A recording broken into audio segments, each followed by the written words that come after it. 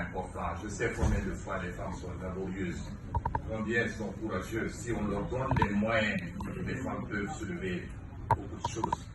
Nous allons créer un département ministériel qui va s'occuper de microfinance et de l'inclusion et qui va aider les groupements de femmes à développer le pays. Quand je pense aux femmes, moi je sais ce que les femmes représentent. Celui qui est devant vous ne vient pas d'une famille riche. Certainement dans cette salle, certains me connaissent dans ma famille. Moi j'ai perdu mon père quand j'avais 15 ans. Nous étions 7 enfants. Notre mère n'est pas allée à l'école. Elle ne savait ni lire ni écrire. Elle se retrouvait veuve avec 7 enfants dans les bras. Le dernier enfant de ma mère avait 9 mois. Que faut-il faire? C'est elle qui faisait le commerce, le cola. Elle allait prendre des paniers de cola à crédit.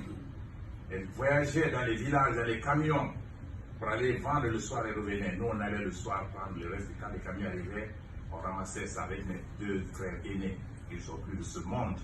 On transportait ça sur la tête et on l'amenait à la maison. C'est avec ce produit de cola, de travail dur de tous les jours, que notre maman nous a élevés. Et quand je vois les femmes à Conakry, en Guinée, partout en Guinée, quand je vois les femmes, tous les jours je les vois, les femmes qui se lèvent à Conakry à 3h, 4h du matin, vont chercher le poisson pour venir vendre. Les femmes qui sont là sous la pluie à Conakry, qui sont en train de vendre des petites choses. Moi je dis toujours à mes chauffeurs qui sont avec moi, est-ce que vous savez que c'est le peu qu'elles vendent là, c'est avec ça qu'elles vont élever leurs enfants? Vous ne pouvez pas savoir la souffrance des femmes en Guinée. Les maris ne travaillent pas de travail pour les maris. Les enfants qui vont à l'école, il n'y a pas d'emploi pour eux. Les enfants restent à la charge de leur maman. C'est les femmes qui supportent les familles en Guinée. Et donc, il faut faire en sorte que nous puissions donner une autonomie aux femmes. Et l'autonomie que nous donnerons aux femmes, moi j'ai sillonné quelques villes de Guinée récemment, j'ai vu des groupements de femmes qui sont en place. Des femmes qui font soit l'agriculture ou l'artisanat et autres. Nous allons les aider fortement. Nous allons mettre les moyens financiers à leur disposition pour qu'elles sachent qu'elles puissent avoir dans leur entrepreneuriat les moyens de se développer. Nous allons envisager un vaste programme d'électrification qui va débuter. Nous le ferons.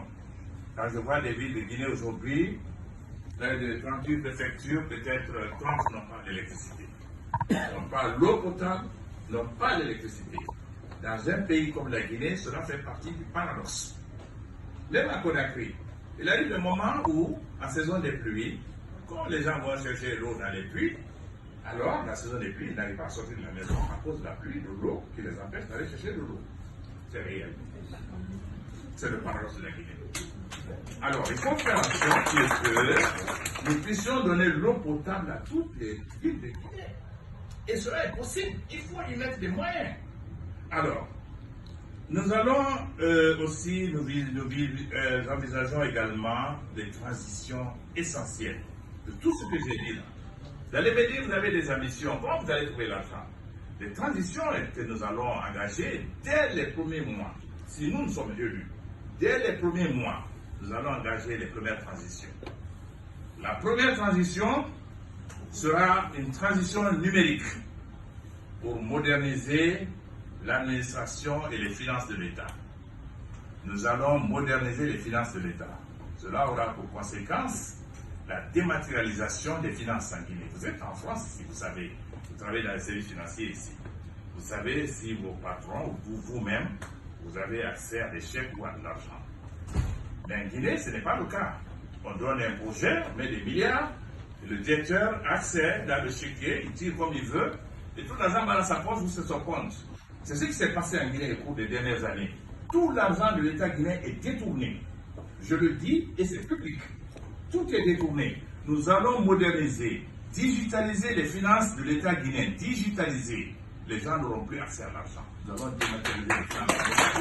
C'est la seule manière d'avoir l'argent.